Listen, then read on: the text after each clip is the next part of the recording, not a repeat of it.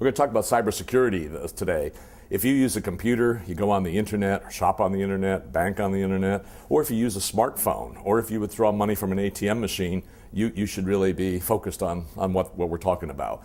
All of a sudden, the public consciousness of the fact that there is a big problem in protecting this system that we all rely upon, and which the whole digital economy relies upon. Our daily lives, our records in hospitals, everything relies, traffic lights, airplanes flying, everything depends on the fact that the system that was created for a very different purpose, and today is the underpinning of the way we live, is fragile.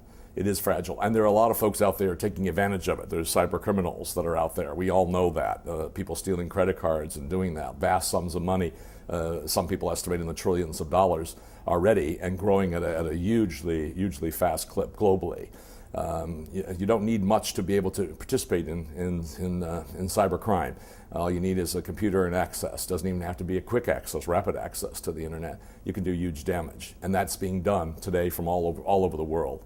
So what do we do? How do we begin to put some sense of order?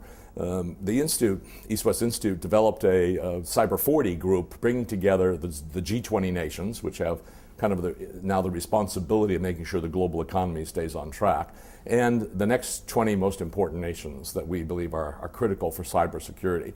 And this Cyber 40 now is beginning to bring together as a private-public partnership. And you notice we put private first because cyber really is in the private domain.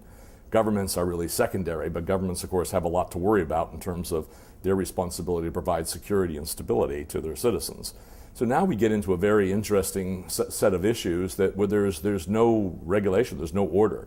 This is not like the maritime law of the seas, or it's not like the agreements like ICAO and other agreements that govern space, air and space. But what we really got now is cyber is everything, and yet there's no kind of rules of order. And that's what we're beginning to do, is beginning to say what are those threats in the various key sectors like transportation, in sectors like energy, like finance, like essential government services.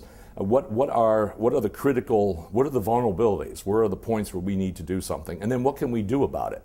And what can the private sector do about it? What can governments do about it? But also what can we as individuals, as netizens, what can we actually do about it as well? In 2 weeks, you're going to see quite a bit of media about the first worldwide cybersecurity summit. The EastWest Institute has been planning this for some time, and this will become an annual event, but this will become the culmination of a year's work of bringing together people from these nations, from the various sectors, to actually begin to determine an action agenda of how do we make sure we build security into these systems. How do we get better at dealing with things that the criminals are using and which terrorists could use? This past week there was a big summit in Washington, right? A nuclear safety summit. I would predict in 3 or 4 years, maybe less, you will see a similar kind of a summit on cybersecurity. But this summit will have to be different because it won't just be able to be heads of state. It'll have to also be the private sector. It'll have to also represent other sectors of society.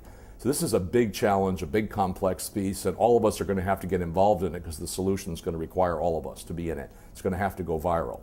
If you want to get involved and to find more about it and to learn more about it, visit our website, www.ewi.info/Dallas. Look forward to keeping up with you, and we'll be spending a lot of time on cybersecurity over the next few weeks on these messages.